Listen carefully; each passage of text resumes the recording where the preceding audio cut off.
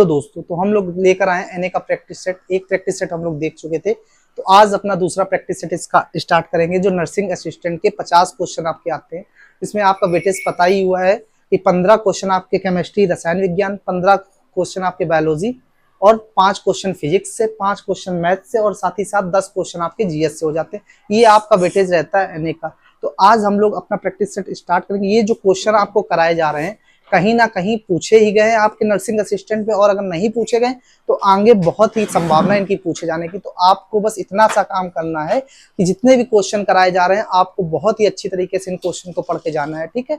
तो हम लोग स्टार्ट करते हैं। आप अपना पहला क्वेश्चन क्या कह रहा है?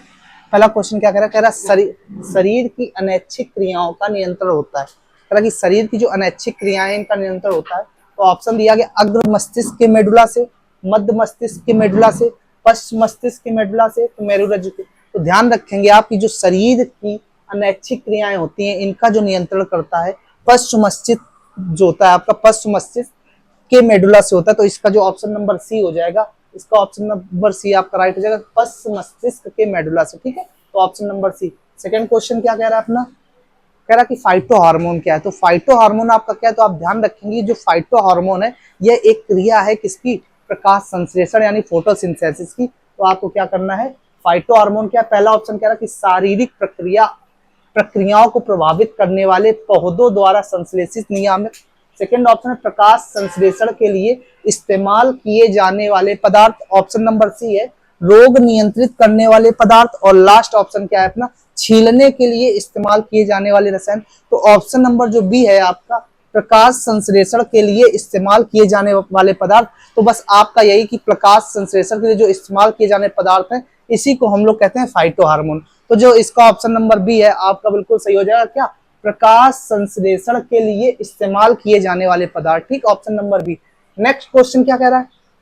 जो नेक्स्ट क्वेश्चन अपना कह रहा है कि जो प्रकाश संश्लेषण की प्रक्रिया है, जो प्रकाश संश्लेषण यानी फोटोसिंथेसिस की प्रक्रिया है, इस प्रक्रिया के दौरान कौन से उत्पाद बने हैं? मतलब जो प्रकाश संश्लेषण की प्रक्रिया है इसके दौरान कौन से उत्पाद बनते हैं? तो आप सभी लोग ध्यान रखेंगे कि जो प्रकाश संश्लेषण होता है इसमें अपना क्या बन जाता है? ग्लूकोज। क्या बन जाता है? ग्लूकोज बन जाता है। क्या बन जाता है? जल, पानी बन जाता है, और साथ ही साथ ऑक्सीजन। क्या? जल और ऑक्सीजन, ठीक। ग्लूकोज अगर मैं बात कर लूं आपसे, ग्लूकोज का फॉर्मूला क्या होता है? तो जो ग्लूकोज होता है उसका फॉर्मूला C6H12O6। ये आपका फॉर्मूला हो जाता है किसका? ग्लूकोज का, C6H12O6। वाटर आप सभी लोग जानते हैं क्या होता है? H2O, ये हमारा वाटर हो जाता है। और साथ ही साथ अगर ऑक्सीजन की बात कर लें तो ऑक्सीजन क्या होता है? O2। तो ये तीन आपके होते हैं, ग्लूकोज, वाटर एंड ऑक्सीजन। ये तीनों बनते हैं किसमें? जब आप प्रकाश संश्लेषण करते हैं तो उसके द्वारा बने उत्पाद होते हैं। तो ऑप्शन नंबर ए क्या कह रहा है आपसे? ग्लूकोज, जल और ऑक्सीजन जो है आपका ये प्रकाश संश्लेषण के दौरान बनता है, ठीक है। नेक्स्ट क्वेश्चन क्या कह रहा है? जो नेक्स्ट क्वेश्चन है वो कह रहा है कि जो आपका पार्थेनोकॉपी को किसके रूप में परिभाषित किया गया है? जो पार्थेनोकॉपी है किसके रूप में परिभाषित किया गया? तो ऑप्शन ए जो है आपका निषेचन के साथ जड़ों के विकास, बी ऑप्शन है निषेचन के साथ फलों के विकास, सी ऑप्शन है निषेचन के बिना जड़ों के विकास, और लास्ट ऑप्शन है कि निषेचन के बिना फलों का विकास। तो आप सभी लोग ध्यान रखेंगे जो पार्थेनोकॉपी है तो ये क्या होता है? निषेचन के बिना। क्या? निषेचन के बिना। तो निषेचन के बिना जो फलों का विकास होता है वो क्या कहलाता है आपका? पार्थेनोकॉपी। तो ऑप्शन नंबर जो डी होगा, ऑप्शन नंबर जो डी होगा आपका ये बिल्कुल सही हो जाएगा, पार्थेनोकॉपी, ठीक है। जो नेक्स्ट क्वेश्चन है आपका क्वेश्चन नंबर 5 क्या कह रहा है? क्वेश्चन नंबर 5 कह रहा है क्या? यूरिया किसके द्वारा रक्त से पृथक किया जाता है? जो हमारा यूरिया है आप सभी लोग जानते होंगे। सबसे पहले तो यूरिया ही देख लेंगे। जो यूरिया है, यूरिया, ठीक, इसका फॉर्मूला क्या होता है? NH2CO NH2। ये आपका क्या हो जाता है? यूरिया, NH2CO NH2 ये आपका फॉर्मूला हो जाता है। अगर आपसे कहा जाए कि अगर हम यूरिया की बात करें तो इस यूरिया में नाइट्रोजन की मात्रा कितने प्रतिशत होती है? अगर कहें हम यूरिया में नाइट्रोजन की मात्रा कितने प्रतिशत होती है तो आप सभी लोग ध्यान रखेंगे जो नाइट्रोजन की मात्रा होती है यूरिया में 46% होती है। कितनी? तो कौन कौन बनता है? NH2CO NH2 इसका फॉर्मूला हो जाता है। जो नाइट्रोजन की मात्रा होती है वो कितनी होती है? 46%। अब बात कर लेंगे अपने क्वेश्चन की कि यूरिया किसके द्वारा रक्त से पृथक किया जाता है। तो आप सभी लोग ध्यान रखेंगे जो यूरिया है किसके द्वारा, हम बात कर लेंगे गुर्दा, यानी जिसको हम बोलते क्या, किडनी। क्या बोल देते भैया, किडनी।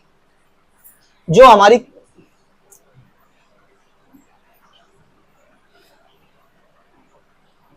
क्या है, किडनी।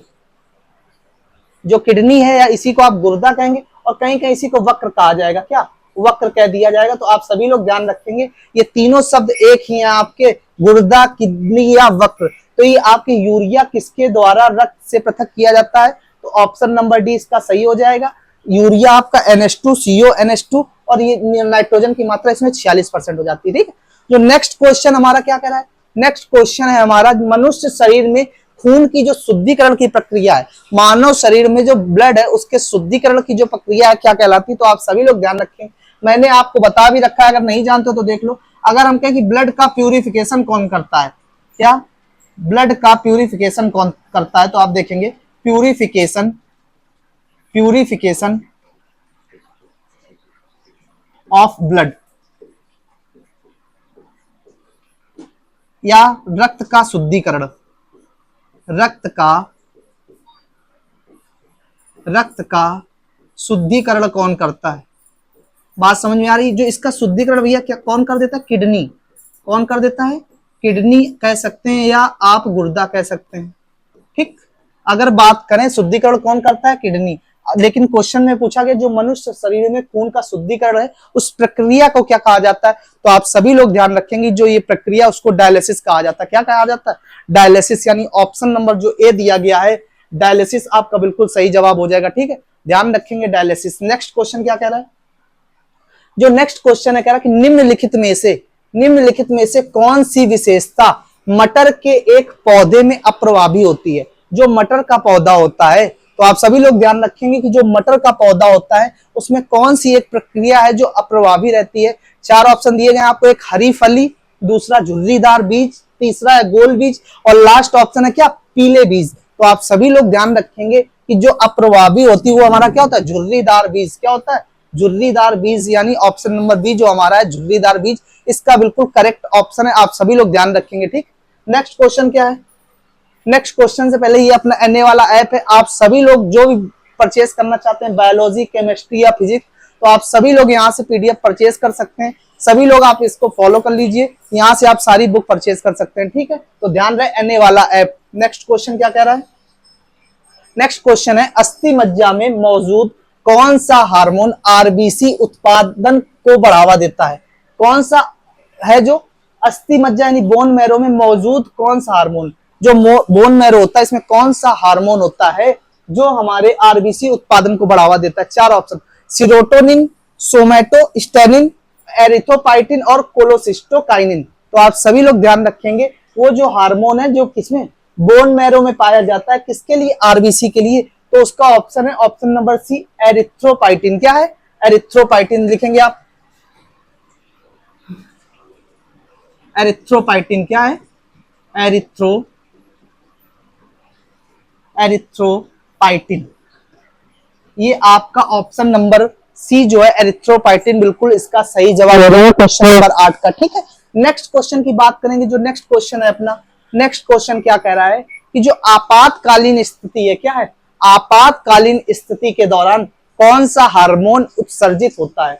तो आपकी जो आपातकालीन स्थिति है इसमें आपको बताना है कि कौन सा हार्मोन है जो हमारा उत्सर्जित होता है। 4 ऑप्शन है आपका, कार्टिकोट्रोपिन, सेकंड ऑप्शन है आपका एड्रिनलिन, थर्ड ऑप्शन है नॉरेपिनेफ्रिन, और लास्ट है आपका कॉर्टिसोल। तो ये 4 ऑप्शन आपको दिए गए। तो आप सभी लोग ध्यान रखेंगे कि आपातकालीन स्थिति के दौरान कौन सा हार्मोन उत्सर्जित होता है। तो ऑप्शन नंबर जो आपको बी दिया गया है एड्रिनलिन। कौन सा, एड्रिनलिन लिखेंगे आप, एड्रिनलिन,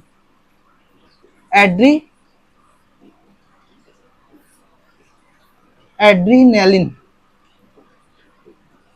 ये इसको बिल्कुल सही जवाब हो जाएगा ऑप्शन नंबर बी इस क्वेश्चन का, क्वेश्चन नंबर 9 का ऑप्शन, ठीक। क्वेश्चन नंबर 10 क्या कह रहा है, जो क्वेश्चन नंबर 10 है आपका कह रहा है कि थायराइड ग्लैंड जो होती है यानी थायराइड ग्रंथि जो होती है शरीर के किस भाग में स्थित होती है। जो थायराइड ग्रंथि होती है आप सभी लोग ध्यान रखेंगे कि किस भाग में शरीर में स्थित होती है। 4 ऑप्शन दिए गए, छाती, चेस्ट, सिर, हेड, गला, नेक, और उदर, उदर को कहते हैं पेट। तो आप सभी लोग ध्यान रखेंगे जो थायराइड ग्लैंड हमारी है शरीर के किस भाग में स्थित रहती है, तो वो है हमारा गला। क्या है? गला। नेक, इसमें आपकी स्थित रहती कौन सी? थायराइड ग्रंथि। तो ऑप्शन नंबर जो सी है आपका इसका बिल्कुल सही जवाब हो जाएगा। ठीक, क्वेश्चन नंबर 10 का option number C. Next question क्या कह रहा है, जो क्वेश्चन नंबर 11 है, कह रहा कि एलिसा निम्नलिखित में से क्या है। तो आपको सारी बातें पता होनी चाहिए कि जो एलिसा है, तो उसके पहले हम जान लेंगे कि क्या है। एक वायरस है, एड्स फैलता है इसके द्वारा। किसके द्वारा फैलता है? तो वो है अपना HIV। अगर हम आपसे बात कर लें कि HIV का फुल फॉर्म क्या होता है, फुल फॉर्म होता है भैया ह्यूमन इम्यून वायरस। क्या हो जाता है? Human immune virus. इसके द्वारा फैलता है क्या? एड्स। इसका फुल फॉर्म अगर हम देख लें तो क्या हो जाता है? Acquired immune deficiency syndrome. क्या होता है? Deficiency syndrome. बात समझ में आ रही क्या कि HIV वायरस के द्वारा फैलता है, तो इसका फुल फॉर्म हो गया आपका ह्यूमन इम्यून वायरस। जिसके द्वारा फैलता है एड्स, तो एक्वायर्ड इम्यून डिफिशियंसी सिंड्रोम। इसके द्वारा आपका फैलता है। तो जो फैलता है उसकी जांच अगर हम कहें कि एड्स की जो जांच होती क्या होती? ELISA test. क्या होता है? ELISA test. ये होती है आपकी एड्स की जांच की। एक और होता है, आप ध्यान रखेंगे क्या? PCR। PCR भी इसी की जांच होती है, जिसको आप फुल फॉर्म की बात करोगे क्या? Polymerase chain reaction. क्या बोलेंगे आप? Polymerase chain reaction. ये भी आपकी जांच होती है एड्स की। ठीक, तो बात आपसे कही गई है जो एलिसा निम्नलिखित में से क्या है, तो आप क्या कहेंगे? जो हमारा एड्स का पता लगाने के लिए एक जांच है, वही हमारी है क्या? ELISA test. Option number B इसका सही जवाब हो जाएगा। ठीक, नेक्स्ट क्वेश्चन क्या कह रहा है अपना? Question number 12। जो क्वेश्चन नंबर 12 अपना कह रहा RMAB वो अपने वर्ग में दुनिया की पहली तेजी से काम करने वाली दवा जल्द ही भारत में लॉन्च होने वाली है। यह दवा किस बीमारी में काम आती है? तो आप सभी लोग ध्यान रखेंगे। अगर हम बात करें किसकी? रेबीज की। किसकी? रेबीज की बात कर लें तो रेबीज किससे फैलता है? कुत्ते, बिल्ली या बंदर के काटने से। किससे? बंदर के काटने से। इनके काटने से आपका फैलता क्या? रेबीज। अगर पूछे रेबीज किसके द्वारा फैलता है, तो आप सभी लोग कहेंगे जो रेबीज है हमारा एक वायरस का रोग है, यानी वायरस के द्वारा फैलता है। वायरस के द्वारा फैलता है। अगर हम पूछ लें इसका कौन सा वायरस है जिसके द्वारा आप में रेबीज होता है, तो रेबीज आपका जो होता है रेहब्डो वायरस। कौन सा? रेहब्डो वायरस। लिखेंगे आप रेहब्डो वायरस। रेहब्डो वायरस। ठीक, अगर आपको रेबीज होता है तो रेबीज की सबसे बड़ी पहचान है कि इसमें आपको पानी से डर लगेगा। अगर आपको पानी से डर लग रहा है यानी आप उसको कहेंगे क्या? हाइड्रोफोबिया। क्या कहेंगे? हाइड्रोफोबिया। हाइड्रो मतलब पानी, फोबिया मतलब भय, मतलब पानी से भय लगना, यही आपका हाइड्रोफोबिया है। तो ये हो गया रेबीज। अगर एक रेबीज के टीके की भी खोज की गई थी। क्या? एक रेबीज का टीका था जिसको खोजा किसने था? नाम पूछा जाएगा तो रेबीज के टीके की खोज जिसने की थी उसका नाम है लुई पास्चर। क्या है? Louis Pasteur. लुई पास्चर के द्वारा रेबीज के टीके की खोज की गई थी। ठीक है, तो आपसे जो क्वेश्चन कहा गया था RMAB वो अपने वर्ग में दुनिया की पहली, तो इसका जो ऑप्शन है ये हो जाएगा रेबीज रोधी दवा। क्या है ये? रेबीज रोधी दवा है। ऑप्शन नंबर बी इसका बिल्कुल सही जवाब। ठीक, सारी बातें ध्यान रखेंगे। नेक्स्ट क्वेश्चन क्या कह रहा है? जो नेक्स्ट क्वेश्चन है आपका, मानव नरों में वृषण उदर गुहा के बाहर वृषण कोर नामक थैली जो होती है में क्यों स्थित होती है? चार ऑप्शन आपके पास हैं, सभी पढ़ेंगे। पहला ऑप्शन है यह शुक्राणुओं के निर्माण के लिए शरीर से 2-3 डिग्री, कितना? 2-3 डिग्री निम्न तापमान बनाए रखने में मदद करता है। पहला ऑप्शन। दूसरा क्या कह रहा है? यह शुक्राणु निर्माण के लिए शरीर की तुलना में निम्न दाब बनाए रखने में मदद करता है। सी ऑप्शन है इन्हें रक्त वाहिकाओं द्वारा शुक्राणु निर्माण के लिए आवश्यक प्रचुर आपूर्ति प्रदान की जाती है। और जो लास्ट ऑप्शन है अपना सही जवाब, यह शुक्राणु निर्माण के लिए हार्मोन स्रावित करता है। क्या? हार्मोन स्रावित करता है। तो ऑप्शन नंबर जो डी है बिल्कुल करेक्ट जवाब हो जाएगा। ठीक है, ध्यान रखेंगे आप। जो नेक्स्ट क्वेश्चन है अपना क्या है? BCG। जो आपका BCG का टीका है, क्या? BCG लिखेंगे आप BCG। ठीक, सबसे पहले इसकी बात कर ले, फुल फॉर्म क्या है इसका, तो इसका जो फुल फॉर्म है bacillus, bacillus, bacillus Calmette, bacillus Calmette Guerin, क्या है, बैसिलस कॉलमेट गुरीन, ठीक, बैसिलस कॉलमेट गुरीन, ये आपका हो जाएगा क्या, बीसीजी का फुल फॉर्म, बैसिलस कॉलमेट ग्यूरिन, ठीक, ये हो जाएगा आपका बीसीजी का फुल फॉर्म। अगर बात करूं कि जो बीसीजी का टीका है किससे बचाता है, यानी किस रोग से बचाता है, तो आप क्या कहेंगे, जो आपका टीबी होता है, क्या होता है टीबी, टीबी यानी इसी को हम कहते हैं ट्यूबरक्लोसिस, क्या कह देंगे, ट्यूबरक्लोसिस, ट्यूबरक्लोसिस, और इसी को हम क्या कह देते हैं, तपेदिक रोग, तपेदिक भी कह देंगे, और साथ ही साथ इसको क्षय रोग भी कह देंगे, क्या कह देंगे, क्षय रोग। ये चार रोग एक ही रोग है लेकिन इसको चार नामों से जाना जाता है, टीबी, ट्यूबरक्लोसिस, तपेदिक, क्षय रोग, तो ये चारों एक ही हैं। बीसीजी का जो टीका है वो किसके लिए लगाया जाता है, तो क्षय रोग, ऑप्शन नंबर जो बी है आपका, इसका सही जवाब हो जाएगा क्षय रोग, ठीक है, bacillus Calmette गुरीन।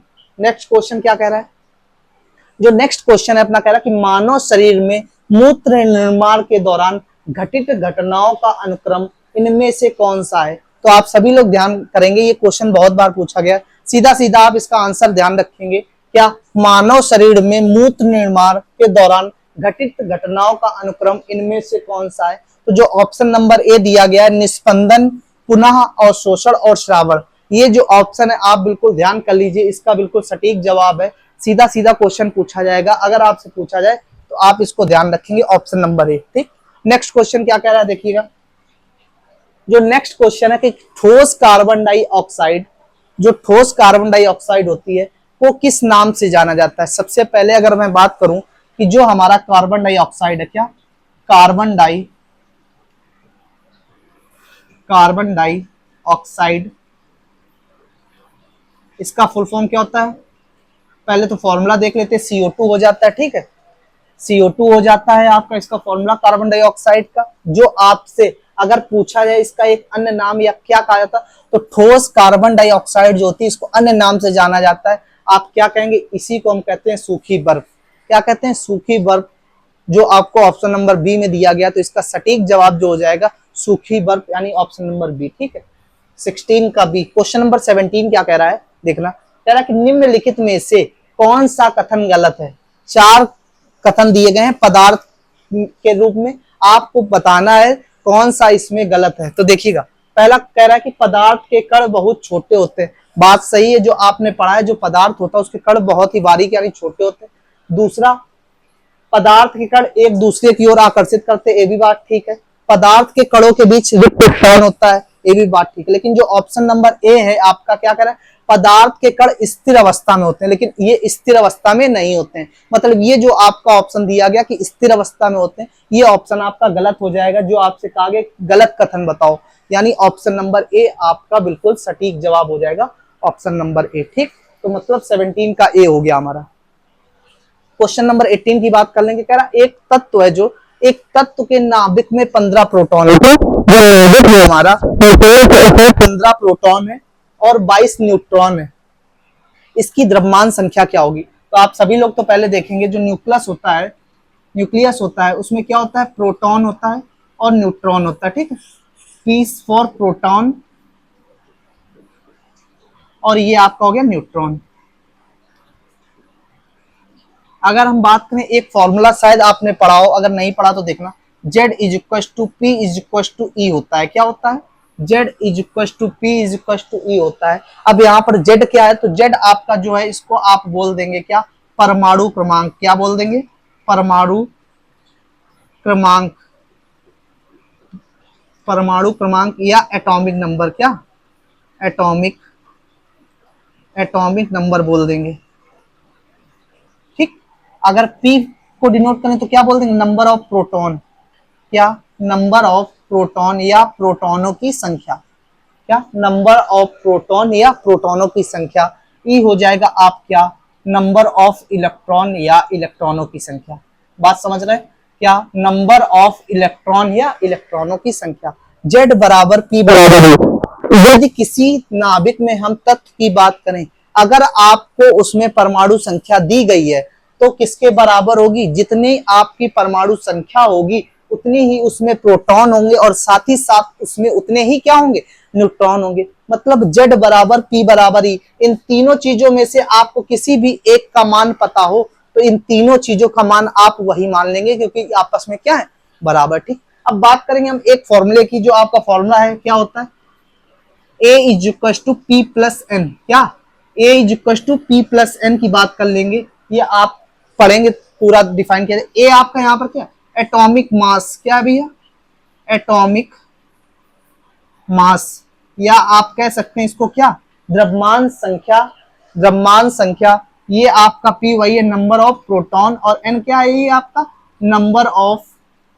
Number of neutron या न्यूट्रॉनों की संख्या। बात समझ में आ गई, सारी बातें क्लियर। आपसे क्वेश्चन में कहा क्या गया था, एक जो तत्व है हमारा उसके नाभिक में प्रोटॉनों की संख्या कितनी है, 15। मतलब P का मान दिया गया है हमें कितना भैया, जो हमारा P का मान है वो दिया गया हमें 15, और साथ ही साथ जो न्यूट्रॉनों की संख्या कितनी दी गई है, 22। N का मान जो है हमारा वो 22 दे दिया गया। अब आपसे द्रव्यमान संख्या पूछ रहा है और आपको अभी फॉर्मूला बताया मैंने क्या, कि A बराबर होता है P प्लस N, मतलब A इक्वल टू प्रोटॉनों की संख्या प्लस न्यूट्रॉनों की संख्या। तो आप उठा के रख देंगे वैल्यू को, A इक्वल टू P का मान कितना 15 और N का मान कितना 22, तो 15 और 22 कितना हो गया 37। मतलब आपसे जो पूछा गया था क्या, द्रव्यमान संख्या, जो आपसे पूछी गई थी द्रव्यमान संख्या, तो उसका जो सही जवाब हो जाएगा option number D, 37 is the right answer. ठीक, 18 का 37 हो जाएगा। नेक्स्ट क्वेश्चन की बात करेंगे। जो नेक्स्ट क्वेश्चन है हमारा क्या कह रहा है, देखिएगा, कह रहा है रदरफोर्ड के परमाणु मॉडल, जो रदरफोर्ड का परमाणु मॉडल था के बारे में निम्नलिखित में से कौन सा कथन गलत है। तो पहला ऑप्शन है, परमाणु में एक धन आवेशित केंद्र होता है जिसे नाभिक कहते हैं। बात समझ में आई। आप सभी लोगों को पता है कि जो एक हमारा न्यूक्लियस होता है, न्यूक्लियस में एक क्या होता है, धन आवेशित केंद्र होता है जिसे हम क्या कहते हैं, नाभिक कहते हैं। और उसमें नाभिक में क्या रहते हैं, प्रोटॉन और न्यूट्रॉन रहते हैं। तो बात बिल्कुल सही है, ऑप्शन नंबर ए तो आपका सही हो गया।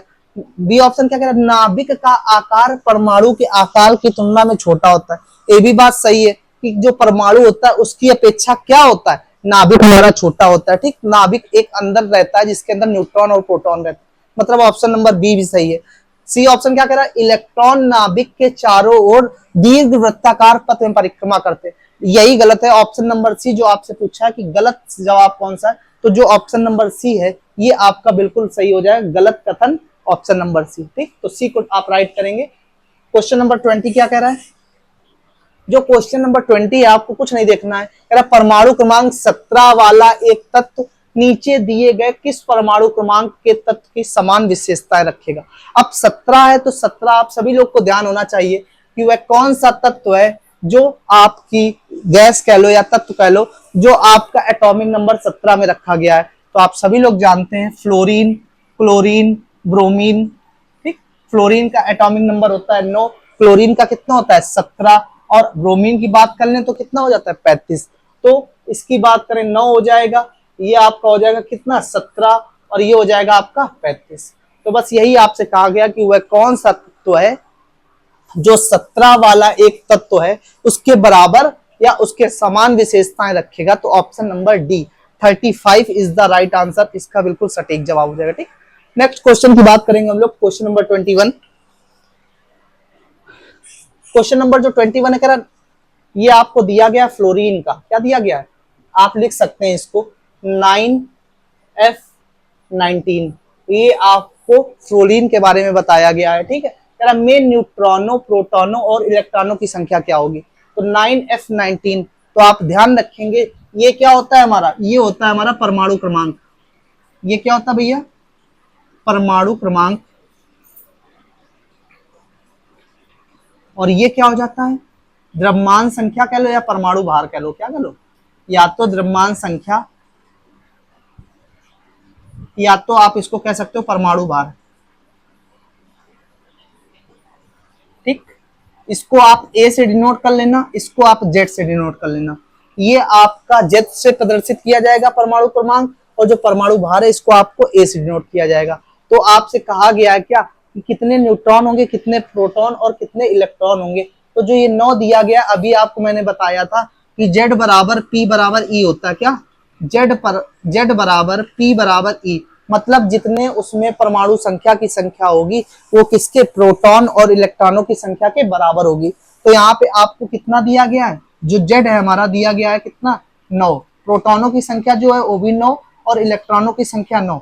मतलब यहाँ पे आप सभी लोग समझ गए होंगे, जो प्रोटॉन और इलेक्ट्रॉन है हमारे क्या हो जाएंगे, 9 हो जाएंगे। अगर बात करो न्यूट्रॉन की, तो फॉर्मूला क्या बताया गया, ए बराबर पी प्लस एन। क्या बताया गया, ए बराबर पी प्लस एन, ए बराबर पी प्लस एन। अब ए का मान कितना है, देखो जो आपकी द्रव्यमान संख्या है या आप जिसे परमाणु भार कह रहे हैं, तो उसकी संख्या कितनी, 19। मतलब ए का मान तो आपको 19 दे दिया गया। कितना, ए का मान 19 दे दिया गया, और प्रोटॉनों की संख्या 9 दे दी गई। यहां से एन का मान निकाल लोगे तो एन का मान कितना, 10। प्रोटॉन आ गए 9, इलेक्ट्रॉनों की संख्या आ गई 9, और साथ ही साथ अगर हम बात करें इसकी न्यूट्रॉनों की संख्या तो 10। ऑप्शन चेक करेंगे, देखो प्रोटॉन आपको इसमें दिए गए 9, इलेक्ट्रॉन आपको इसमें दिए गए 9, और न्यूट्रॉन जो आपने निकाले 10 वो यहाँ दिए गए। मतलब ऑप्शन नंबर जो सी है आपका बिल्कुल सटीक जवाब है। क्वेश्चन नंबर सी 21 का सी सही हो जाएगा। ठीक है, क्वेश्चन नंबर 22 की बात करते हैं। क्या है, देखो क्या कि रासायनिक विशेषताएं एक समान होती हैं, निम्नलिखित में से कौन सा किसी तत्व के समस्थानिकों का गुण है। अब बात करेंगे समस्थानिक और संभारिक क्या होते हैं। समस्थानिक और संभारिक क्या होते हैं, जो आपके समस्थानिक होते हैं,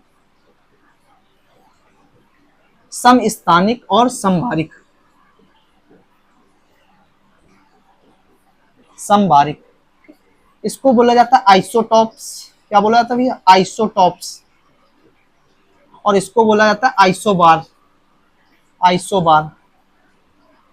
ठीक, ध्यान रखेंगे ये आपका संभारिक और ये आपका समस्थानिक। जो समस्थानिक होते हैं क्या कहेंगे, वे तत्व जिनके परमाणु क्रमांक समान होते हैं वो हमारे समस्थानिक कहलाते हैं, और वे तत्व जिनके जिनके परमाणु भार समान होते हैं, जिनके परमाणु भार समान होते हैं वो क्या कहलाते हैं, समभारिक कहलाते हैं। तो आप सभी लोग समझ गए होंगे, जो समस्थानिक है इसके परमाणु क्रमांक या परमाणु संख्या समान होती है, और जो संभारिक होते हैं इसकी द्रव्यमान संख्या या परमाणु भार समान होते हैं। बात समझ में? एग्जाम्पल अगर आप देखोगे, क्या एग्जाम्पल अगर आप देख लोगे तो बात करेंगे किसकी, 1H1, 1H2 और 1S3।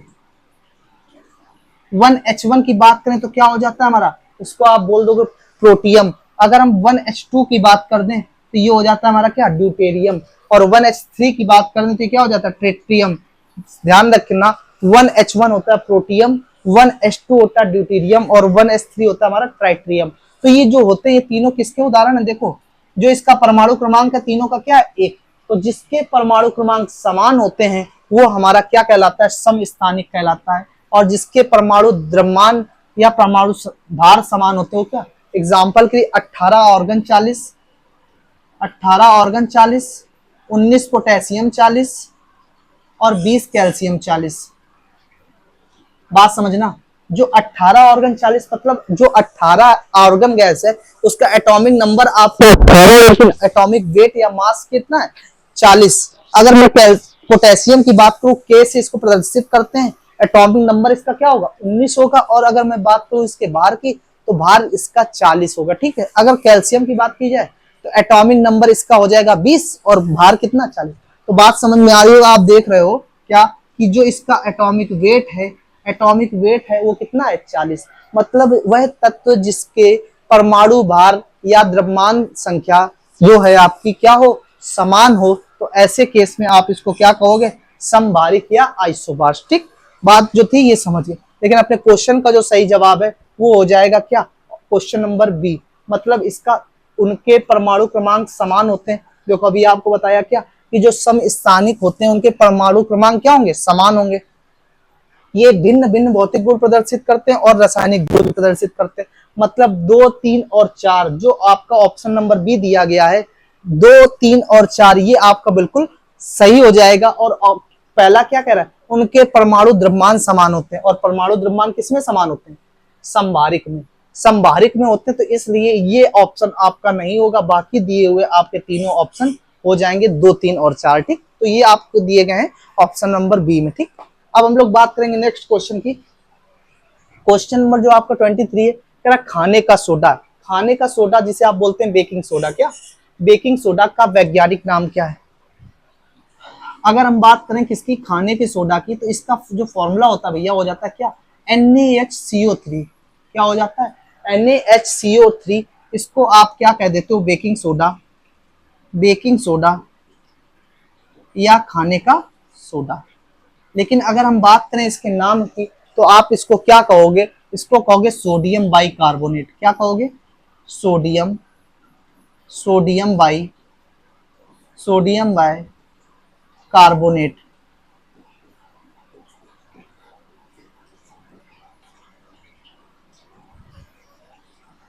सोडियम बाई कार्बोनेट, बात समझ गए। जो सोडियम बाई कार्बोनेट है हमारा, वो हो जाएगा क्या, baking soda. Option number D, sodium by carbonate NaHCO3। ठीक, नेक्स्ट क्वेश्चन की अगर हम बात करें 24 की, जो हमारा 24 क्वेश्चन है, कार्बन डाइऑक्साइड अणु में एक ऑक्सीजन परमाणु द्वारा एक कार्बन परमाणु के साथ कितने इलेक्ट्रॉनों की साझेदारी की जाती है। तो आप ध्यान रखेंगे क्या, जो हमारा कार्बन डाइऑक्साइड अणु में एक ऑक्सीजन है, उसमें परमाणु द्वारा एक कार्बन परमाणु के साथ 2 इलेक्ट्रॉनों की साझेदारी की जा सकती है। मतलब ऑप्शन नंबर जो ए है हमारा, इसके साथ 2 की साझेदारी की जा सकती है। अगर बात करूं कार्बन की, तो कार्बन क्या होता है, C612। क्या होता है, C612। अगर हम बात करें इसकी परमाणु क्रमांक की, तो परमाणु क्रमांक इसका कितना हो जाएगा, कितना हो जाएगा, 6। इसका हो जाएगा Z परमाणु क्रमांक, और परमाणु भाग वो हो जाएगा आपका 12। अगर यहां से मैं बात करूं प्रोटॉन इलेक्ट्रॉन, इसके कितने हो जाएंगे, Z बराबर P बराबर E यानी 6। और अगर हम बात करें N, तो A बराबर P प्लस N से आप फाइंड कर लेंगे। तो इसका सही जवाब हो जाएगा 2। ठीक, नेक्स्ट क्वेश्चन की बात करेंगे 25। जो हमारा 25 है वो क्या कह रहा है भैया, कह रहा सोडियम कार्बोनेट का रासायनिक सूत्र। सोडियम कार्बोनेट, अब सोडियम कार्बोनेट आप ध्यान रखना जो होता है हमारा, होता क्या है, Na2CO3। क्या होता है, Na2CO3। ये हो जाता है हमारा सोडियम कार्बोनेट। साथ ही साथ अगर हम बात करें, अगर हम इसके साथ पानी के 10 अणु मिला दें, मतलब इसको क्या कह दें, Na2CO3 और डॉट 10H2O। क्या कह दें, 10H2O, 10H2O, Na2CO3 dot 10H2O। तो ये क्या हो जाएगा, इसी को आप बोल दोगे धावन सोडा। क्या बोल दोगे, धावन सोडा, धावन सोडा, धावन सोडा या वॉशिंग सोडा। क्या कह दोगे, washing soda.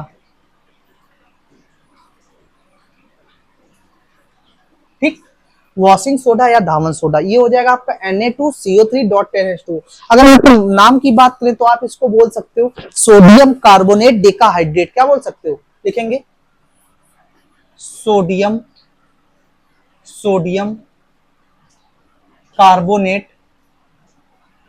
Carbonate decahydrate, decahydrate. अब ये डेका क्यों, क्योंकि पानी के कितने 10 अणु हैं, तो इसलिए डेका। तो सोडियम कार्बोनेट डेकाहाइड्रेट। लेकिन हम बात करें सोडियम कार्बोनेट की, तो ये क्या हो जाएगा, Na2CO3, यानी ऑप्शन नंबर डी इसका सही जवाब हो जाएगा। ठीक, नेक्स्ट क्वेश्चन क्या कह रहा है 26। जो 26 है, कह रहा है कि चूने के पानी में कार्बन डाइऑक्साइड गैस प्रवाहित करने पर यह दूधिया हो जाता है, तो ऐसा किसके निर्माण के कारण होता है। तो जो चूने का पानी होता है, आप ध्यान रखेंगे, वो क्या होता है, चूने का पानी, अगर उसमें हम लोग CO2 प्रोवाइड कर दें, क्या, अगर चूने के पानी में हम लोग CO2 को प्रोवाइड कर दें, तो ऐसा करने पर क्या होता है, दूधिया हो जाता है। और ऐसा किसके कारण होता है, तो ये होता है कैल्शियम कार्बोनेट के कारण। कैल्शियम कार्बोनेट यानी CaCO3। क्या, कैल्शियम कार्बोनेट क्या हो जाता है आपका, CaCO3। ये हो जाता है आपका कैल्शियम कार्बोनेट, जो आपका चूने के पानी को क्या कर देता है, दूधिया कर देता है। ऑप्शन नंबर ए आपका सही हो जाएगा। ठीक, जो नेक्स्ट क्वेश्चन है अपना 27 कह रहा परम शून्य ताप है, तो आप सभी लोग ध्यान रखेंगे जो परम शून्य ताप है 0 केल्विन, 0 केल्विन जो आपका ताप है वो परम शून्य ताप कहलाता है, ऑप्शन नंबर ए। ठीक, नेक्स्ट क्वेश्चन क्या कह रहा है कि दूध वाला ताजे दूध में थोड़ा सा बेकिंग सोडा मिला देता है। बेकिंग सोडा अभी आपको बताया क्या होता है, जो बेकिंग सोडा होता है यानी खाने वाला सोडा होता है, क्या खाने वाला सोडा होता है, उसका फॉर्मूला अगर पूछें तो अभी बताया गया NaHCO3, क्या NaHCO3। ठीक है, ये आपका क्या था, सोडियम बाइकार्बोनेट, क्या था, सोडियम बाइकार्बोनेट, सोडियम बाइकार्बोनेट, बात समझ में आई, सोडियम बाइकार्बोनेट यानी NaHCO3, ये हो जाएगा आपका मिलाने पर किसमें, दूध में। अगर दूध में हम इसको मिला देंगे इस बेकिंग सोडा को, तो ये काम क्या करता है, 4 ऑप्शन दिए गए हैं आपके। पहला दिया गया है कि दूध के अम्लीकरण को रोकने के लिए, दूध का स्वाद बेहतर बनाने के लिए, स्वाद बेहतर बनाने के लिए तो होता ही नहीं है दूध में मिलाने के लिए, क्रीम बढ़ाने के लिए ना, क्रीम भी बढ़ाने के लिए नहीं, और ना ही इसका गाढ़ापन। बस एक चीज होती है कि अगर इसको हम मिला देंगे तो उसके अम्लीकरण को रोके रहेगा, तो बस इसका यही काम है, जो दूध का अम्लीकरण होता है उसको रोकने के लिए हम क्या मिलाते हैं, तो बेकिंग सोडा। ध्यान रखेंगे NaHCO3 सोडियम बाइकार्बोनेट बोलते हैं। ठीक, क्वेश्चन नंबर 28 का ऑप्शन नंबर ए हो गया। 29 की बात करेंगे, जो अपना 29 क्या कह रहा है, निम्नलिखित में से कौन सा दो यौगिकों के बीच होने वाली एक संयोजन अभिक्रिया का उदाहरण है जिसके फलस्वरूप नया यौगिक निर्मित होता है। ठीक, क्या नया यौगिक निर्मित होता है,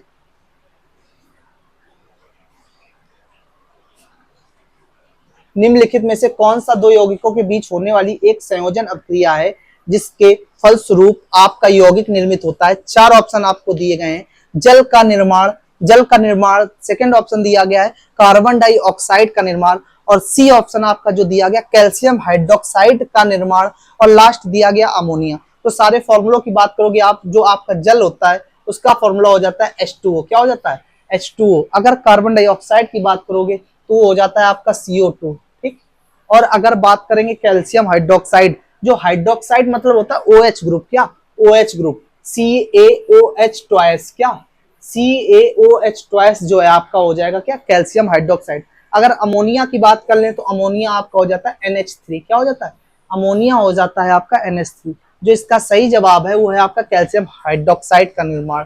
तो मतलब ऑप्शन नंबर सी जो है आपका कैल्शियम हाइड्रोक्साइड का निर्माण, ये आपका सही हो जाएगा। ठीक है, क्वेश्चन नंबर 30 क्या कह रहा है, का रासायनिक नाम कैल्शियम सल्फेट डाइहाइड्रेट है।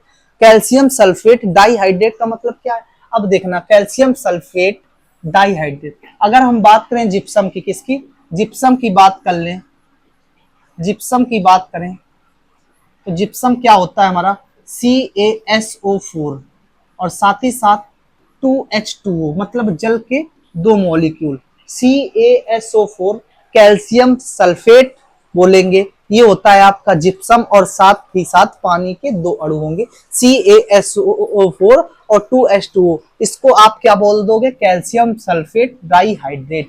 ये होता है आपका क्या, कैल्शियम सल्फेट डाइहाइड्रेट यानी जिप्सम। और साथ ही साथ अगर प्लास्टर ऑफ पेरिस की, किसकी, plaster of Paris, plaster of Paris या POP की बात कर लें तो ये होता है आपका CaSO4 और डॉट हाफ H2O, क्या हाफ H2O, मतलब Ca कैल्शियम सल्फेट आधा है ना, तो इसके लिए क्या लगा दोगे आप, हेमी, तो कैल्शियम सल्फेट हेमीहाइड्रेट। ये जो होगा आपका POP हो जाएगी कैल्शियम सल्फेट हेमीहाइड्रेट, और ये हो जाएगा आपका जिप्सम कैल्शियम सल्फेट डाइहाइड्रेट। ठीक, तो इसका जो सही जवाब है ऑप्शन नंबर सी दिया गया है आपको, क्या जिप्सम, जिसका फॉर्मूला होता है CaSO4.2H2O, और प्लास्टर ऑफ पेरिस हो जाता है आपका CaSO4.12H2O यानी कैल्शियम सल्फेट हेमीहाइड्रेट। और धावन सोडा अभी आपको बताया मैंने, क्या Na2CO3.10H2O यानी वॉशिंग सोडा, इसको आप बोल दोगे क्या, सोडियम कार्बोनेट डेकाहाइड्रेट। ठीक है, नेक्स्ट ये आपका baking soda last NaSCO3। Next की बात करेंगे क्वेश्चन नंबर 31। अब अपने 5 क्वेश्चन है मैथ के, 5 क्वेश्चन जो मैथ के स्टार्ट करेंगे। पहला क्वेश्चन दिया गया 31 नंबर से, 7 संतरे, 28 सेबों और 42 आमों के पेड़ों को पंक्तियों में इस प्रकार लगाया जाता है कि प्रत्येक पंक्ति में केवल एक ही किस्म के पेड़ हो और पेड़ों की संख्या समान हो। इस प्रकार लगाए गए पेड़ों की पंक्तियों की न्यूनतम संख्या ज्ञात करें। क्वेश्चन की लैंग्वेज बस बड़ी है, क्वेश्चन में कोई भी दम नहीं है। आप हमेशा ध्यान रखेंगे, कभी भी ऐसा क्वेश्चन मिल रहा हो कि किसमें कुछ कॉमन वर्ड दिख रहे हो आप, तो ध्यान रखना, आपको अगर पूछी जाए उसकी न्यूनतम संख्या, क्या न्यूनतम संख्या पूछ ली जाए तो आप ध्यान रखना उसका मासा निकालना होगा। क्या न्यूनतम संख्या पूछ ली जाए तो उसका मासा निकालना होगा। मतलब 7 संतरे, 28 सेबों और 42 आमों के जो पेड़ों की पंक्तियों की संख्या है, अगर हम बात करें किसकी, 7, 28 और 42, अगर इसके मासा की बात करें तो देखो कॉमन क्या है, सबसे देखना आप इसको क्या लिख सकते हो 7 इंटू 1, इसको लिख सकते हो 7 इंटू 4 और इसको लिख सकते हो क्या 7 इंटू 6। 7 चौको 28 और 7 छंग 42। अगर कॉमन की बात देखें तो सबसे कॉमन क्या 7, मतलब इसका अगर हम मासा देखें तो कितना आ गया 7 इसका मासा आ गया। लेकिन उसने हमसे न्यूनतम संख्या नहीं पूछी, उसने हमसे कहा है जो पेड़ों के पंक्तियों की न्यूनतम संख्या है। तो ये तो हमने पेड़ निकाल लिए न्यूनतम, लेकिन अब अगर हम पंक्तियों की संख्या निकालेंगे, 7 संतरों की अगर बात करेंगे तो 7 संतरों में अगर देखेंगे तो 7 के हिसाब से कितनी एक पंक्ति बन जाएगी।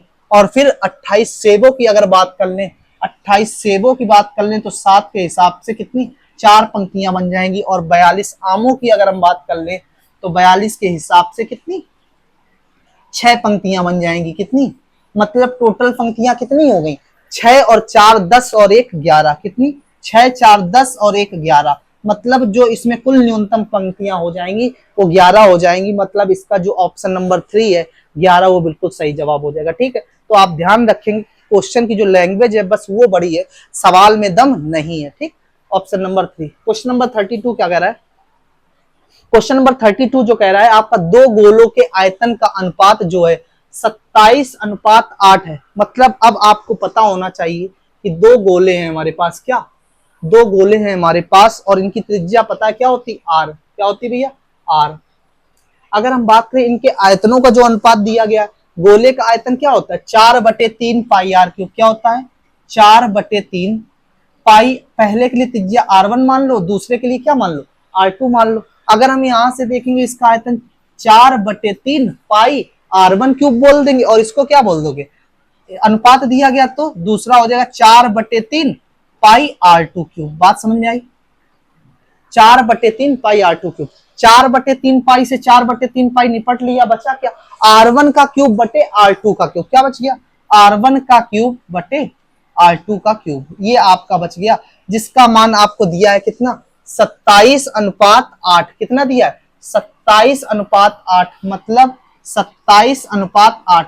अगर यहां से हम भुजाओं का यानी त्रिज्याओं का अनुपात देख लें तो r1:r2 क्या हो जाएगा, ये किसका होता है क्यूब 3 का, और ये किसका होता है 2 का। अगर हम बात करते कि इनकी त्रिज्याओं का अनुपात क्या होगा तो 3:2 हो जाता।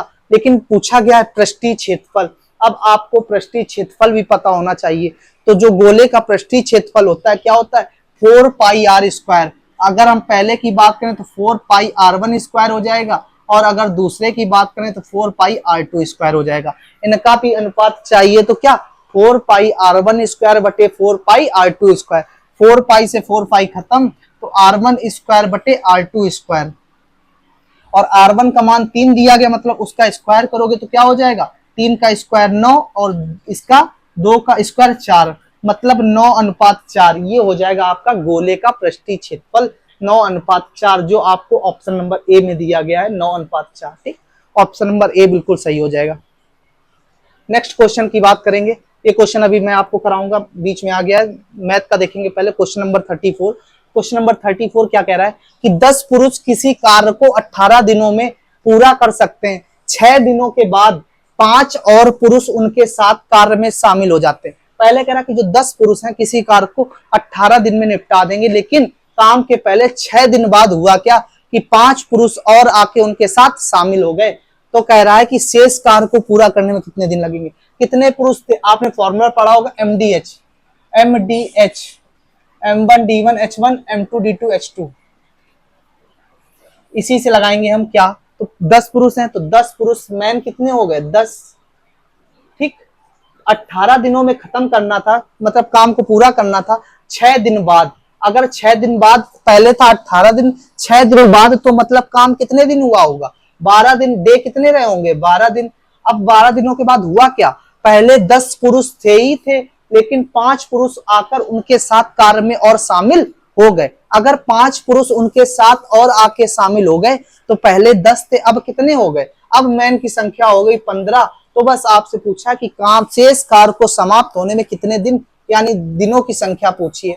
काटा पीटी कर लो, 5 से काटा 2 आ गया, 5 से काटा 3 आ गया, 3 से काटा 4 आ गया, यानी 4 दूनी 8। तो मतलब अब दिनों की संख्या कितनी लगेगी 8। तो दिनों की संख्या कितनी हो गई 8। तो इसका ऑप्शन नंबर जो ए है वो बिल्कुल सही हो जाएगा, 8 दिन, ठीक। Option number 1। नेक्स्ट क्वेश्चन आ जाओ, क्या कह रहा है कि यदि किसी वस्तु को 150% लाभ पर बेचा जाता है तो उसके क्रय मूल्य और विक्रय मूल्य का अनुपात क्या होता है।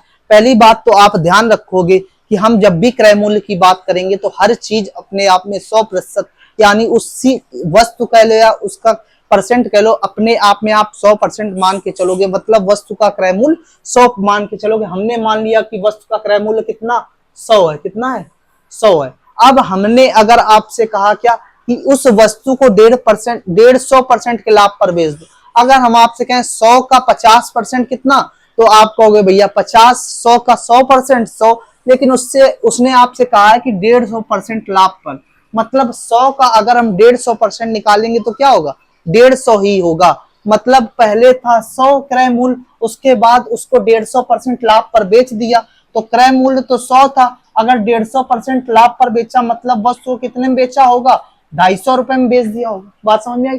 क्रय मूल्य हो गया हमारा कितना 100 रुपए। अगर क्रय मूल्य हमारा 100 रुपए हो गया तो अब उसका विक्रय मूल्य कितना हो गया 250। बस यही आपसे कहा कि उसके क्रय मूल्य और विक्रय मूल्य का अनुपात, तो अनुपात का है तो काटा पीटी कर लो, 100 से 2 आ गया और 100 से 5, मतलब 2:5 जो है इसका बिल्कुल सही जवाब हो जाएगा क्रय मूल्य और विक्रय मूल्य का, ठीक। तो ये रहे मैथ के क्वेश्चन। ये क्वेश्चन आपका एक बीच में रह गया, इसका आंसर देख लो आप क्या होगा। कह रहा कि भूमध्य रेखा जो है हमारी निम्न में से किस देश से होकर नहीं गुजरती है। 4 ऑप्शन दिए गए, कीनिया, इंडोनेशिया, ब्राजील, मैक्सिको। तो आप ध्यान रखेंगे क्या कि जो कीनिया, इंडोनेशिया, ब्राजील यहां से होकर हमारी भूमध्य रेखा गुजरती है, लेकिन जो हमारा मैक्सिको है, क्या मैक्सिको जो है हमारा यहाँ से भूमध्य रेखा नहीं गुजरती है। अगर हम बात करें मैक्सिको की कैपिटल क्या है, तो मैक्सिको की कैपिटल क्या है हमारी मैक्सिको सिटी है। क्या मैक्सिको सिटी। अगर हम बात करें मैक्सिको की कैपिटल की तो मैक्सिको सिटी ही इसकी कैपिटल है, ठीक है। इंडोनेशिया जकार्ता और ब्राजील की ब्राजीलिया, ठीक। नेक्स्ट क्वेश्चन की बात करें, क्वेश्चन नंबर 34 हो चुका है आपका, 35 ये भी हो चुका, 36 पे आ जाते हैं। 36 क्या कह रहा है देखना, कह रहा कि अखिल भारतीय खिलाफत समिति, अखिल भारतीय खिलाफत समिति ने कब यह घोषणा करते हुए एक प्रस्ताव पारित किया कि किसी भी मुसलमान को ब्रिटिश भारतीय सेना में सेवा प्रदान नहीं करना चाहिए। मतलब ये किस सन में तय किया गया कि किसी मुसलमान को ब्रिटिश भारतीय सेना में सेवा नहीं मिलेगी। तो आप सभी लोग ध्यान रखना, तारीख जो दिन था आपका जुलाई 1921, क्या जुलाई, महीना जुलाई और वर्ष कौन सा 1921। ये आपका इसका सटीक जवाब है ऑप्शन नंबर डी, ठीक, जुलाई 1921। नेक्स्ट क्वेश्चन क्या कह रहा है, जो नेक्स्ट क्वेश्चन है हमारा कह रहा है समानांतर अर्थव्यवस्था काला धन का अस्तित्व जो है। 4 ऑप्शन दिए गए आपके। अर्थव्यवस्था को अधिक प्रतिस्पर्धी बनाता है। क्वेश्चन नंबर 2 मौद्रिक नीतियों को कम प्रभावी बनाता है। क्वेश्चन नंबर 3 आय और धन के बेहतर वितरण को सुनिश्चित करता है। और लास्ट है उत्पादक निवेश में वृद्धि सुनिश्चित करना। तो आप सभी लोग ध्यान रखेंगे, समानांतर अर्थव्यवस्था जो है हमारा वो मौद्रिक नीतियों को कम प्रभावी बनाता है। क्या मौद्रिक नीतियों को कम प्रभावी बनाता, मतलब ऑप्शन नंबर 2 इसका जो है सही जवाब हो जाएगा, मौद्रिक नीतियों को कम प्रभावी बनाता है, ठीक।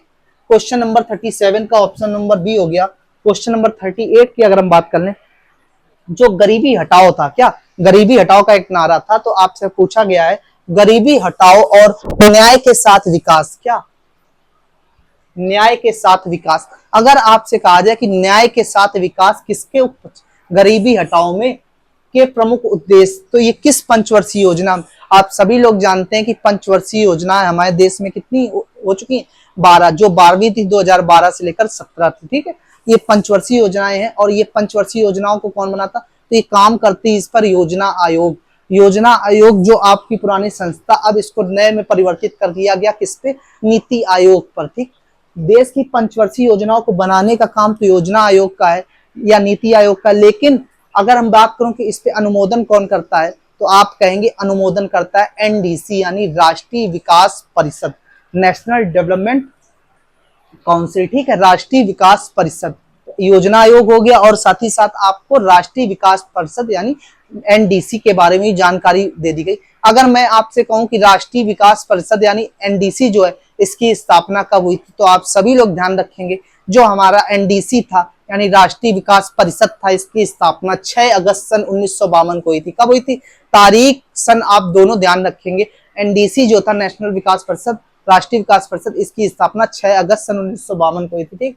तो आपसे क्वेश्चन में जो पूछा गया, गरीबी हटाओ और न्याय के साथ विकास के प्रमुख उद्देश्य थे योजना, तो आप ध्यान रखेंगे जो चौथी पंचवर्षीय योजना थी, कौन सी, चौथी पंचवर्षीय योजना थी, उसमें आपके गरीबी हटाओ और न्याय के साथ विकास के प्रमुख के उद्देश्य की बात कही गई थी, ठीक।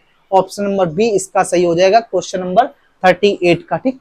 क्वेश्चन नंबर 39, जो क्वेश्चन नंबर 39 कह रहा, धमेक स्तूप निम्नलिखित में से किस स्थान पर स्थित है। धमेक स्तूप जो है आप ध्यान रखेंगे, जो धमेक स्तूप है आपका ये स्थित है कहाँ, सारनाथ, कहाँ, सारनाथ। ये आपका ऑप्शन नंबर बी धमेक स्तूप, कौन सा स्तूप, ठीक, धमेक स्तूप आपका कहाँ स्थित है, सारनाथ में। क्वेश्चन नंबर 14 की अगर हम बात कर लें, क्वेश्चन नंबर 14 जो है हमारा असहयोग आंदोलन, आप सभी लोगों ने पढ़ा था, जो असहयोग आंदोलन है गांधी जी का, वो आपका कब से लेकर कब तक चला, तो आप सभी लोग ध्यान रखेंगे क्या, जो आपका असहयोग आंदोलन था सितंबर 1920 से लेकर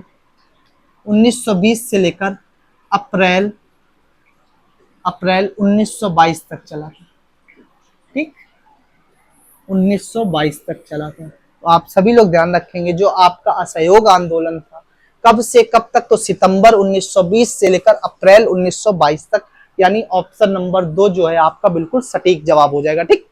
क्वेश्चन नंबर 41 की अगर बात करें तो क्या कह रहा है, कि कह रहा है सबसे शक्तिशाली मराठा शासक। अगर मैं मराठा शासक की बात करूं तो 4 ऑप्शन दिए गए, छत्रपति शिवाजी, बालाजी विश्वनाथ, बालाजी बाजीराव और छत्रपति साहू। तो सबसे शक्तिशाली जो मराठा शासक था, आप सभी लोग ध्यान रखेंगे, छत्रपति जो शिवाजी थे ये सबसे शक्तिशाली मराठा शासक थे। ऑप्शन नंबर ए जो आपका बिल्कुल सटीक जवाब हो जाएगा, छत्रपति शिवाजी थी। अगर मैं बात करूं क्वेश्चन नंबर 42 की, क्वेश्चन नंबर 42, निम्नलिखित में से कौन हमारे सौर मंडल का सबसे बड़ा ग्रह है, तो आप कुछ बातें सुनेंगे सौर मंडल पे। सौर मंडल जो आपका है इसमें वर्तमान में कितने सौर मंडल में उपग्रह हैं, कितने, 8, ठीक। अगर मैं बात करूं, एक हटा दिया गया, पहले कितने थे, 9, हटा कौन सा दिया गया, जो लास्ट आपका था प्लूटो, जो आपका प्लूटो था कब हटाया गया, तो एक प्राग सम्मेलन हुआ था 2006 में, उस प्राग के सम्मेलन से उसको बाहर कर दिया गया। तो वर्तमान में आपके ग्रहों की संख्या 8 हो गई है, कितनी हो गई, 8 हो गई है। तो आपसे क्वेश्चन में जो पूछा गया है कि सबसे बड़ा ग्रह, तो आप ध्यान रखेंगे जो सबसे बड़ा ग्रह है बृहस्पति ग्रह है और उपग्रहों की संख्या भी सबसे ज्यादा इसी की है, ठीक है। सबसे बड़ा ग्रह जो है आपका बृहस्पति हो जाएगा, ठीक। जो नेक्स्ट क्वेश्चन है अपना, नेक्स्ट क्वेश्चन कह रहा है कि जेबी डनलप ने निम्नलिखित में से किसकी खोज की थी, तो आप सभी लोग जानते हैं कि डनलप कंपनी जो है, क्या है, डनलप कंपनी। और डनलप कंपनी का क्या आता है, एक टायर आता है, क्या आता है, टायर आता है डनलप कंपनी का। तो आप सभी लोग ध्यान रखेंगे कि जेबी डनलप ने निम्नलिखित में से किसकी खोज की थी, तो ये आपको दिया गया इंक पेन, बंदूक की सैमुअल कॉल्ट हो गए, हवाई जहाज राइट ब्रदर्स हो गए, और आपका न्यूमेटिक रबर टायर। जो आपका न्यूमेटिक रबर टायर है इसकी खोज किसने की थी, तो इसकी खोज की थी हमारे जेबी डनलप भाई साहब जी ने। इन्हीं के नाम पर टायर भी आता है, तो डनलप के नाम पे। एक टायर आप और ध्यान रखेंगे जो आपसे पूछा जाएगा, क्या, एमआरएफ, क्या, एमआरएफ। सबसे ज्यादा तो आपका पूछा गया कि एमआरएफ का फुल फॉर्म क्या होता है, तो ये आप जिसे आज चेन्नई के नाम से जानते हैं, इसका पुराना नाम क्या था, मद्रास। तो ये एक मद्रास की रबर फैक्ट्री थी तो इसलिए आपका MRF हो जाएगा क्या, मद्रास रबर फैक्ट्री। क्या, Madras, Madras rubber factory, Madras rubber factory. ठीक, MRF हो जाएगा आपका मद्रास रबर फैक्ट्री। लेकिन इसका सही जवाब हो जाएगा क्वेश्चन नंबर 43 का option number 4, pneumatic rubber tyre की खोज JB डनलप के द्वारा की गई थी। ठीक, क्वेश्चन नंबर 44 क्या कह रहा है यार, क्वेश्चन नंबर 44 जो कह रहा है कि निम्नलिखित में से कौन सबसे पुराना साम्राज्य, सबसे पुराना साम्राज्य आप ध्यान रखेंगे, चार ऑप्शन दिए, चालुक्य, चोल, पल्लव या सातवाहन। तो आप सभी लोग जानते हैं कि सबसे पुराना जो साम्राज्य इसमें है कौन सा, सातवाहन। सातवाहन जो वंश था इसकी स्थापना सिमुक के द्वारा की गई थी। तो आप सभी लोग ध्यान रखेंगे कि जो सबसे पुराना साम्राज्य है वो हो जाएगा अपना सातवाहन। ठीक, नेक्स्ट क्वेश्चन क्या कह रहा है, जो नेक्स्ट क्वेश्चन है कह रहा कि पोलियो के लिए टीका कब से देना शुरू हुआ है। जो अपना पोलियो है इसके लिए टीका कब से देना शुरू हुआ है। तो जो आपका चार ऑप्शन दिए गए 1925, 1950, 1975, 1995। तो आप सभी लोग ध्यान रखेंगे 1995 जो है इस तब से पोलियो के टीके को देना शुरू किया गया है। Option number D 1995। ठीक, इसका ऑप्शन डी सही हो जाएगा। क्वेश्चन नंबर 46 क्या कह रहा है कि विद्युत बल्ब, जो इलेक्ट्रिक बल्ब होता है में विद्युत ऊर्जा में परिवर्तित होती है। जो इलेक्ट्रिक बल्ब होता है तो ऊर्जा है किसमें परिवर्तित होता है। तो आप सभी लोग जानते हैं कि जब विद्युत ऊर्जा इसमें देखते हैं तो किसमें कन्वर्ट हो जाती है, प्रकाश ऊर्जा में। किसमें, बल्ब जो होता है क्या फेंकता है, हमारा प्रकाश। तो जो विद्युत ऊर्जा से है वो किसमें कन्वर्ट हो जाएगी, प्रकाश यानी लाइट में कन्वर्ट हो जाएगी। तो इसका सही जवाब ऑप्शन नंबर ए यानी प्रकाश ऊर्जा हो जाएगा। ठीक, नेक्स्ट क्वेश्चन की बात करेंगे हम लोग कि जब किसी वस्तु पर गुरुत्वाकर्षण बल लगता है तो वस्तु निम्नलिखित में से क्या अनुभव करती है। जब किसी वस्तु पर गुरुत्वाकर्षण बल लगता है तो वस्तु निम्नलिखित में से क्या अनुभव करती है। और त्वरण, कोई वाहन बल नहीं लगता, पृथ्वी की सतह से टकराते पर एक बल का अनुभव करती और त्वरण। तो आप सभी लोग ध्यान रखेंगे कि जब किसी वस्तु पर गुरुत्वाकर्षण बल लगता है तो वस्तु निम्नलिखित में से क्या अनुभव करती है। तो ऑप्शन नंबर जो आपका टी है, त्वरण। त्वरण क्या होता है आप ध्यान रखेंगे, ए बराबर v minus you upon T. ठीक, ये हो जाता है आपका त्वरण। और साथ ही साथ अगर बात करें इसके मात्रक की तो इसका मात्रक क्या हो जाता है, मीटर पर सेकंड स्क्वायर। क्या, मीटर पर सेकंड स्क्वायर, ये आपका मात्रक हो जाता है किसका, त्वरण का। ठीक है, ऑप्शन नंबर डी सही हो जाएगा। क्वेश्चन नंबर 48 की बात करें अगर हम, मिट्टी का तेल लालटेन बत्ती में इनमें से किस गुण के कारण ऊपर चढ़ता है। तो जो ऑप्शन नंबर ए आपका दिया गया है गुरुत्वाकर्षण। तो गुरुत्वाकर्षण क्या है इसके बारे में हम जानेंगे। जो गुरुत्वाकर्षण है ये क्या होता है, गुरुत्वाकर्षण नियतांक होता है। क्या होता है, गुरुत्वाकर्षण नियतांक होता है। जो आपका फॉर्मूला होता है इसका एफ प्रोपोर्शनल होता है किसके, एफ प्रोपोर्शनल होता है किसके, m1 m2 upon r square के। किसके, m1 m2 upon r square. लेकिन ये जब नियतांक हटता है या ये हटता है तो एक अचर पद आता है जो होता है हमारा capital G, m1 m2 upon r square. क्या, अपॉन आर स्क्वायर। यहाँ से जी आपका क्या है, गुरुत्वाकर्षण नियतांक है। अगर हम यहाँ से बात करें जी की, किसकी, जी की, तो ये हो जाएगा आपका F R square upon m1 m2। क्या, m1 m2, m1 m2। अगर यहाँ से हम फॉर्मूले के साथ साथ इसके मात्रक की बात कर लें तो मात्रक फोर्स का क्या होता है, बल का मात्रक होता है न्यूटन। त्रिज्या यानी लंबाई का काम करेगी तो इसका हो जाएगा मीटर। अब दो है तो मीटर स्क्वायर। और प्रति किलोग्राम, किलोग्राम 2 किलोग्राम यानी किलोग्राम स्क्वायर। तो आप कह सकते हो कि जो गुरुत्वाकर्षण नियतांक होता है हमारा उसका मात्रक कितना हो जाएगा, न्यूटन मीटर स्क्वायर प्रति किलोग्राम स्क्वायर। या आप इसको ए भी लिख सकते हो, क्या, न्यूटन मीटर स्क्वायर किलोग्राम -2। क्या, न्यूटन मीटर स्क्वायर किलोग्राम -2। तो ये सारी बातें यहाँ से आपकी बीमा भी आ जाएगी। लेकिन बीमा आपको मैं बता चुका था कल प्रैक्टिस सेट में। ठीक है, तो आप वहां से देख लेंगे। तो यहाँ से मात्रक हो गया आपका newton metre square kilogram square. Question में आपसे कहा गया था कि मिट्टी का जो तेल है लालटेन बत्ती में इनमें से किस गुण के कारण ऊपर चढ़ता है। तो आप ध्यान रखेंगे जो कैपिलरिटी होता है यानी केशिकात्व होता है, क्या केशिकात्व जो होता है इसके कारण बत्ती में ऊपर की ओर चढ़ता है टेल, ठीक है। Option number B. जो क्वेश्चन नंबर हमारा 49 है, क्या कह रहा है, एक विद्युत जल तापक विद्युत ऊर्जा को परिवर्तित करता है। वही अभी जो आपसे क्वेश्चन कहा गया था सेम उसी से मिलता जुलता क्वेश्चन आ गया। एक विद्युत जल जो है तापक इलेक्ट्रिक वाटर हीटर विद्युत ऊर्जा को किसमें बदल देता है, वो भी प्रकाश में ही कन्वर्ट करता है। तो इसका भी बिल्कुल सही जवाब हो जाएगा क्या, प्रकाश ऊर्जा यानी लाइट एनर्जी, जो आपका ऑप्शन हो जाएगा एक विद्युत जल तापक यानी इलेक्ट्रिक वाटर हीटर, क्या इलेक्ट्रिक वाटर हीटर विद्युत ऊर्जा को परिवर्तित कर देता है किसमें, प्रकाश ऊर्जा यानी लाइट एनर्जी में। क्वेश्चन नंबर 50 क्या कह रहा है, निम्न में से क्या आर्किमिडीज के सिद्धांत पर आधारित नहीं है। आर्किमिडीज के सिद्धांत पर आपको हाइड्रोमीटर, पनडुब्बी, लैक्टोमीटर, ऑडोमीटर, तो आप सभी लोग ध्यान रखेंगे पनडुब्बी जो आपकी आर्किमिडीज के सिद्धांत पर काम करती है, दूध की शुद्धता, लैक्टोमीटर AB और हाइड्रोमीटर जल का घनत्व। लेकिन जो ओडोमीटर है ये आपका काम किस पर नहीं करता है, आर्किमिडीज के सिद्धांत पर काम नहीं करता है। तो इसका जो ऑप्शन नंबर डी है वो बिल्कुल सही जवाब हो जाएगा। ये रहे अपने 50 क्वेश्चन। तो आप सभी लोगों ने देखे होंगे जो ये आपके 50 क्वेश्चन हुए बहुत ही अच्छी तरीके से। तो आप लोगों का काम है कि जितने भी क्वेश्चन हैं इनको आप पढ़ते चलिए, क्योंकि बहुत ही ज्यादा बार पूछे गए हैं और जो बच रहे हैं तो आपसे आगे पूछे जाएंगे।